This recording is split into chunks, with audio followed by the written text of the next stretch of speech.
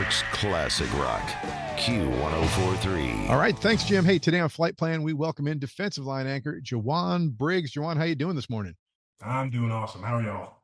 Oh, pretty good, pretty good. You just came from a lift. I want to ask you, well, in the NFL, when you lift, I know what I did when I played, high school football and a little bit of college, but what's an NFL weight session like? Is someone like on your shoulder? You just go do what you do?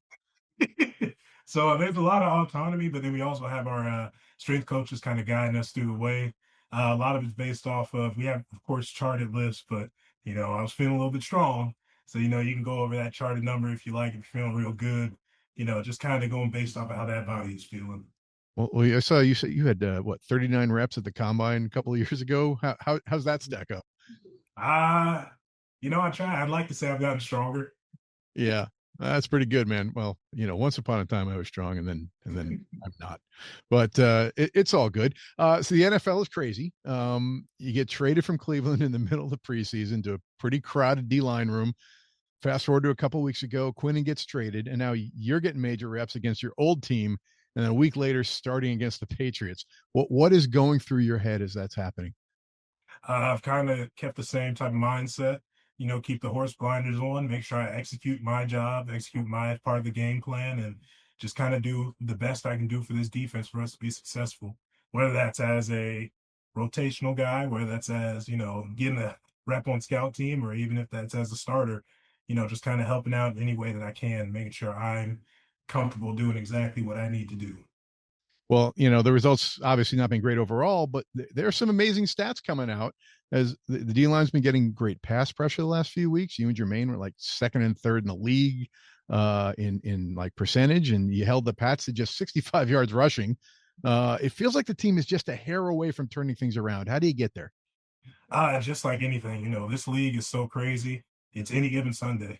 I'm a firm believer in that. And, people that usually get the edge have have a bit more say, dialed in on maybe that third down rush. Maybe they're a little more dialed in on their toughness. Maybe they're doing their 111 a little bit better than the other team.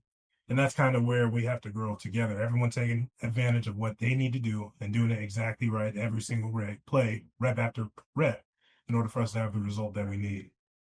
Well, speaking of doing it right almost every single play, you got a guy lining up next to you named Harrison Phillips, another guy who came over in preseason. What's it like lining up next to him? You having a good time with that guy? Oh, heck yeah. Harry has a fountain of knowledge when it comes to football. I'm a second year guy. A lot of people say I look older than I am, but, I'm a second year guy. I turned 24 at the beginning of the season. So I am nothing but thankful. And I've been nothing but thankful learning from Q, nothing but thankful learning from Harry. Harry talks football in a way that I could have a conversation with a coach. And that's how I like to talk about football. So it's easy for us to go down and break down a couple things. I know, if we get this block right here, Harry's holding it down here so I can overlap. Just things like that are easy to talk through with Harrison. Well, one other insane stat is is the turnovers. I've never seen anything like it. Football is funny. How is it possible to have only one takeaway through 10 games? And it was yours, by the way, right? You have the one fumble recovery on the season, right? No, we had a pick. Funnily enough. I think But I punched the ball out for sure, but it wasn't a recovery. It was they or you called forced the ball. fumble. Jarvis punched it out. Okay. Yeah. But like, where do turnovers come from? Is there a skill? Because you see everybody trying to punch at the ball, Mm-hmm. but is it luck? Is it really just I what's mean, the deal? I'd say it's the perfect mix. So after you execute your job, at the D line, we got a saying called gap and a half. After you secure your gap, got that locked down, running back cuts back the other way, you can gap and a half late and play that backside gap and make a play.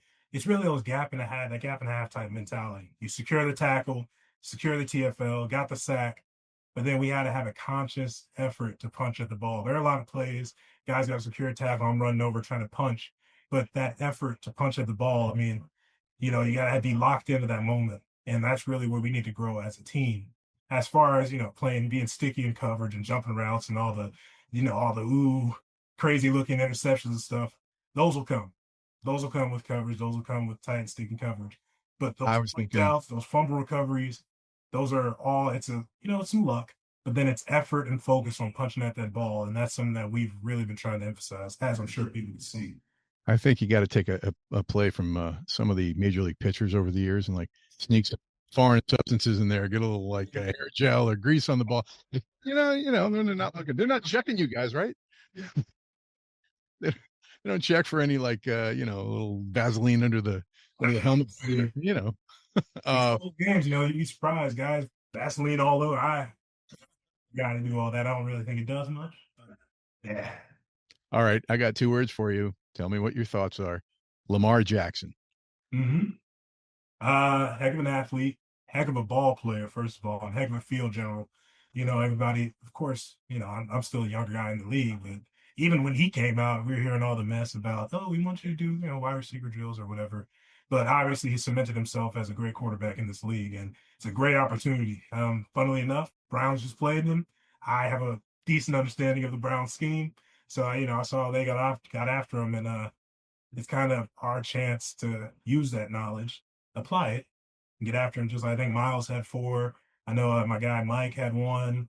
I think some of the 2 of the linebackers had a pick, so they had 2 picks on them. So just kind of implementing what we've seen to be able to harass them and get them off the spot, taking advantage of our one-on-ones and just overall putting pressure on that quarterback really to disrupt that system.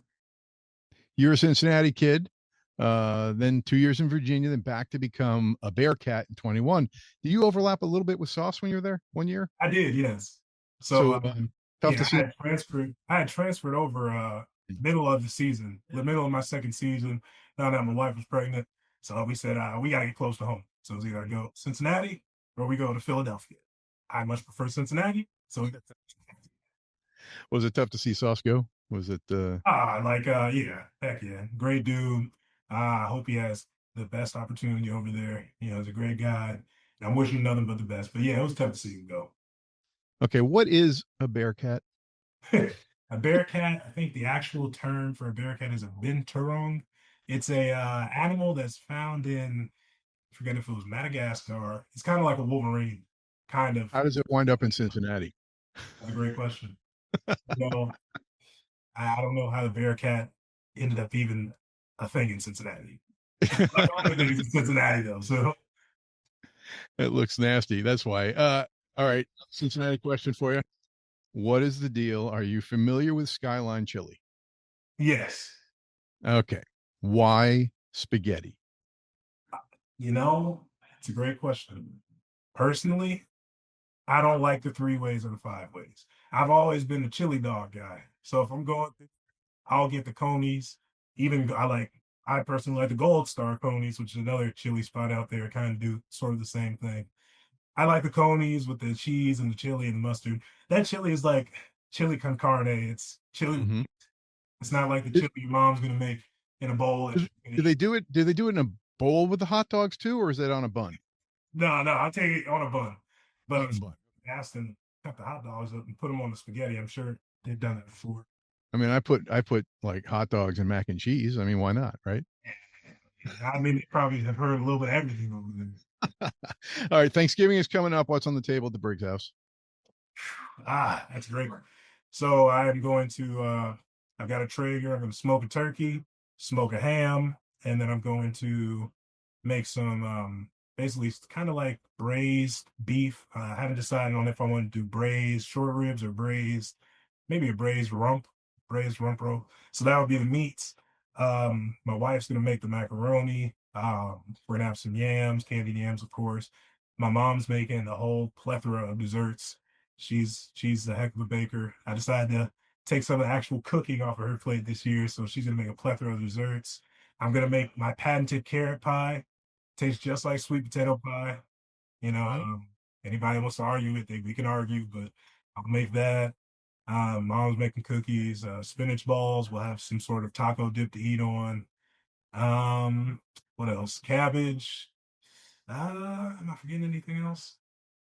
I'm probably What time? forgetting. What time am I coming over? That's the only question. What is the best side dish? Best side dish. Honestly, I didn't even mention it. My mom's deviled eggs. Golly, Deviled eggs. I could probably take that. I might eat 10. Wow. Might get a little out of control. Unexpected answer. I give you extra points, but the correct answer is stuffing.